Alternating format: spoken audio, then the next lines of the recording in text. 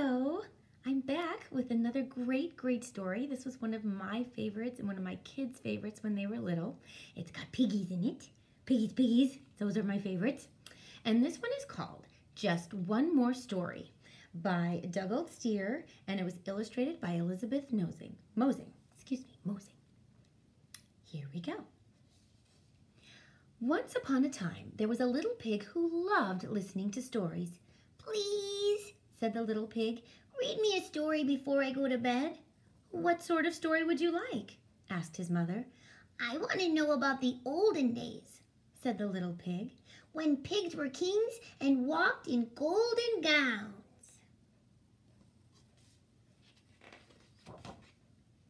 "Pigs were never kings and they never walked in golden gowns," the little pig's sister shouted. "That's just stupid." "They did so," said the little pig. "You listen." And Mother Pig began to read The Pig Prince. See, this book has stories inside of stories, these little tiny books. I'm so excited. So here we go. The Pig Prince. Once upon a time, when pigs were kings and walked in golden gowns, there was a pig princess who went to play near a fountain every day. One day, while she was playing, she lost her golden ball.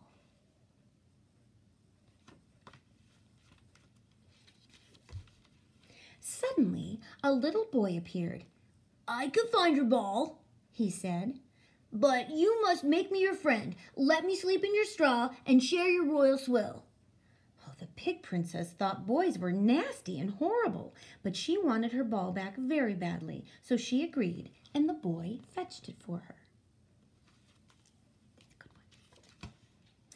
The next evening, the pig princess was enjoying a delicious dinner of turnip swill when there was a knock at the gate, and a voice cried, "Pretty pig princess, I helped you find your ball. Let me in your sty to share your swill and all."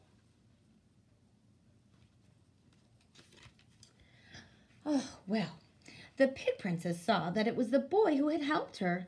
"Ugh," she said, "that very idea of a dirty little boy sharing my trough is disgusting." But her father, the king, said, "That boy helped you, and you promised to be his friend." He made a promise. So the boy came in and ate from the princess's trough.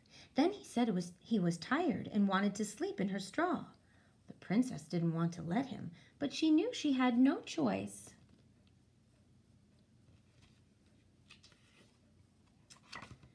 By morning, the boy had vanished. In his place was a fine, handsome pig prince.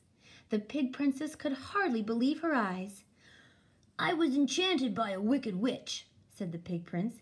"She turned me into that ugly boy, but by being my friend, you have broken the spell." The prince and the princess were married and lived happily ever after. The end. "And now it's time for bed," said the little pig's mother.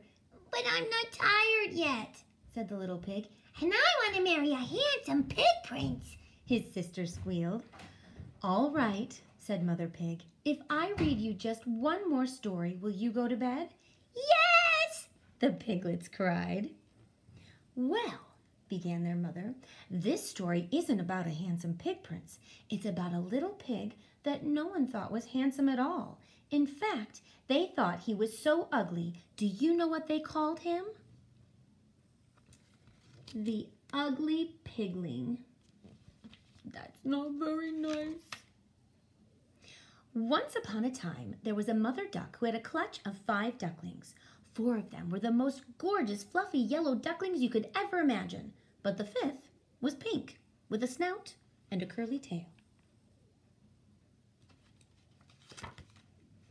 "He's terribly big for his age," thought Mother Duck.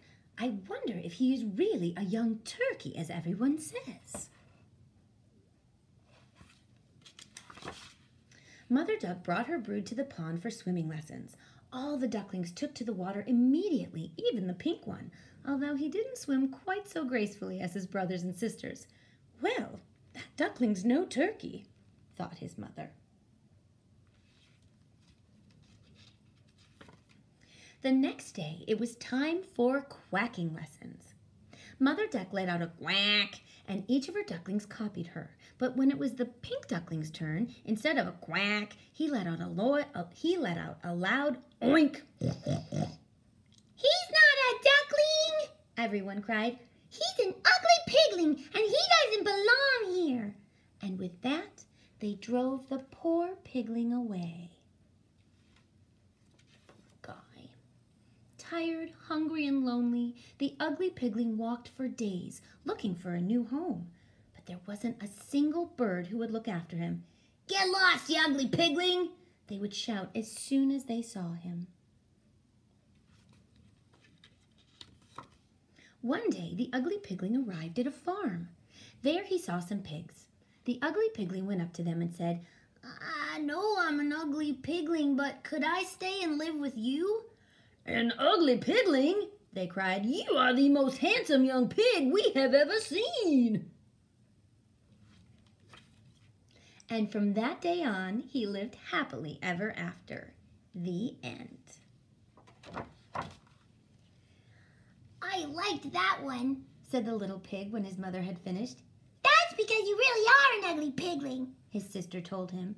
"I'm not," he answered, nuzzling up to his mother. "Aren't there any more stories about pig princesses?" the little pig's sister asked their mother. "Oh, yes, please," said the little pig. "Tell us just one more story." "Just one more, then," his mother replied, "and then it really is time for bed." So Mother Pig started to read Pigorella. There's the sister and the brother. Pigorella. Once there was a pretty little pig called Pigorella who had two horrible stepsisters. The king had organized a special ball for his son, the prince, who was looking for a wife. Every unmarried sow in the kingdom was invited, but Pigorella wasn't allowed to go. "You have far too much work to do," said her stepsisters. When her stepsisters had left, Pigorella sat down and cried. But just at that moment, who should appear but her fairy pig mother? "Pigorella," she said, "you can go to the ball. Here is a gown, a pair of shoes, and a coach. But be careful, for when midnight strikes, they will all disappear."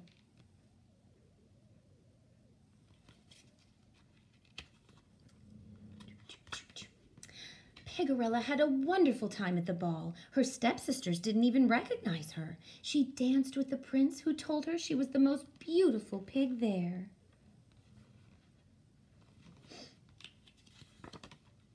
The night passed very quickly, and in no time the clock began to strike 12. Poor Pigorella ran so fast to catch her coach that she lost one of her beautiful shoes.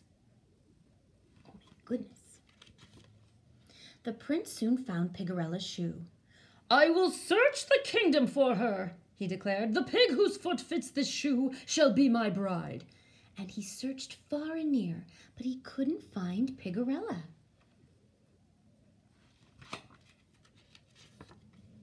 Finally, the prince arrived at Pigorella's house. The shoe didn't fit either of her stepsisters, but just as he was about to leave, he spotted Pigorella. "You must try on the shoe as well," he said. Pigorella slid her foot into the shoe. It was a perfect fit. So the handsome prince and Pigorella were married, and they lived happily ever after. The end. Mother Pig could see her two little pigs were getting very sleepy, but they still didn't want to go to bed. She wondered how she was ever going to get her children off to sleep. "Please," said the piglets. "I know," said Mother Pig. "Just one more story."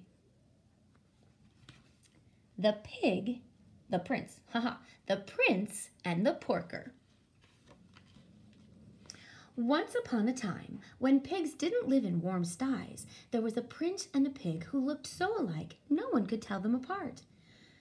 "It must be a fine carefree life being a pig," said the prince. "If you change places with me, you'll soon find out what a fine life it is," the pig said with a smile. The prince agreed to change places, so the pig dressed in the prince's royal robes and set out immediately for the palace. The pig had a wonderful time pretending to be the prince. He dined and danced and slept in beds of the finest linen. No one knew that he wasn't the real prince.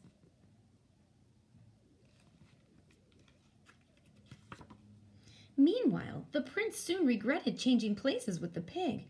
The field where he had to live was dirty and cold, and there was never enough food to eat. At last, the day came for them to change back. "How was your fine, carefree life as a pig?" asked the pig. The prince had to agree that being a prince was much easier than being a pig. So that same day, the prince granted the pig the special title of Lord Porker, inviting him to live with him at the palace. He also ordered sties to be built throughout the kingdom and declared that no pig should ever live in a field again. And pigs have lived happily ever since. The end. "And that is the story of how pigs came to live in sties," said Mother Pig. But when she looked up, her little ones were both fast asleep. The end. I hope you liked that one as much as I did. I love that there's little stories inside of the big story. So I will see you next time. I hope you all are staying safe and finding fun things to do and keeping yourselves busy while we're all stuck inside. So I will see you next time. Thank you so much for joining me. Bye, everyone.